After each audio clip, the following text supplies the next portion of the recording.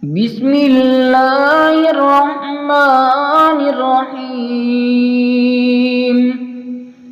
الرحمن علم القرآن خلق الإنسان علمه البيان. الشمس والقمر بحسبان والنجم والشجر يسجدان والسماء رفعها ووضع الميزان ألا تطغوا في الميزان وأقيموا الوزن بالقسط ولا تخسروا الميزان والأرض وضعها للأنام فيها فاكهة والنخل ذات الأكمام والحب ذو العصف والريحان فبأي آلاء ربكما تكذبان. خلق الإنسان من صلصال كالفخار وخلق الجان من مارج من نار فبأي آلاء ربكما تكذبان. رب المشرقين ورب المغربين فبأي آلاء ربكما تكذبان. مرج البحرين يلتقيان بينهما برزخ لا يبغيان فبأي آلاء ربكما تكذبان. يخرج منهما اللؤلؤ والمرجان فبأي آلاء ربكما تكذبان. وله الجوار المنشآت في البحر كالأعلام فبأي آلاء ربكما تكذبان. كل من عليها فان ويبقى وجه ربك ذو الجلال والإكرام فبأي آلاء ربكما تكذبان. يسأله من في السماوات والأرض كل يوم هو في شأنه فبأي آلاء ربكما تكذبان. سنفرغ لكم أيها الثقلان فبأي آلاء ربكما تكذبان.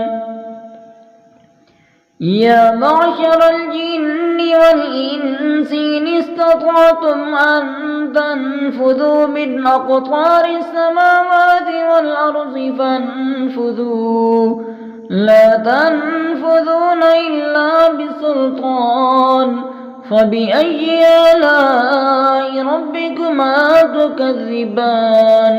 يرسل عليكما شواظ من نار ونحاس فلا تنتصران فبأي آلاء ربكما تكذبان.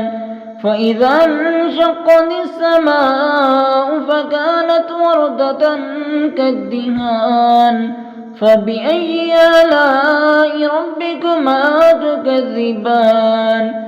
فيومئذ لا يسأل عن ذنبه إنس ولا جان فبأي آلاء ربكما تكذبان. يعرف المجرمون بسيماهم فيؤخذ بالنواصي والأقدام فبأي آلاء ربكما تكذبان. هذه جهنم التي يكذب بها المجرمون يطوفون بينها وبين حميم آن فبأي آلاء ربكما تكذبان. ولمن خاف مقام ربه جنتان فبأي آلاء ربكما تكذبان.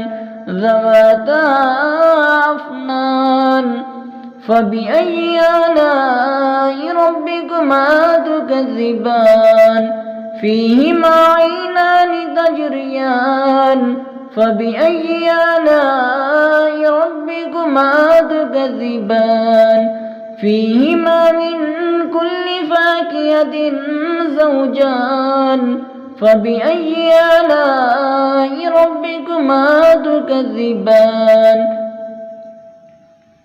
متكئين على فرش بطائنها من استبرق وجنى الجنتين دان فبأي آلاء ربكما تكذبان فيهن قاصرات الطرف لم يطمثهن إنس قبلهم ولا جان فبأي آلاء ربكما تكذبان كأنهن الياقوت والمرجان فبأي آلاء ربكما تكذبان هل جزاء الإحسان إلا الإحسان فبأي آلاء ربكما تكذبان ومن دونهما جنتان فبأي آلاء ربكما تكذبان مدهامتان فبأي آلاء ربكما تكذبان فيهما عينان نضاختان فبأي آلاء ربكما تكذبان فيهما فاكهة ونخل ورمان فبأي آلاء ربكما تكذبان فيهن خيرات حسان فبأي آلاء ربكما تكذبان حور مقصورات في الخيام فبأي آلاء ربكما تكذبان لم يطمثهن إنس قبلهم ولا جان فبأي آلاء ربكما تكذبان فبأي آلاء ربكما تكذبان متكئين على رفرف خضر وعبقري حسان فبأي آلاء ربكما تكذبان تبارك اسم ربك ذي الجلال والإكرام.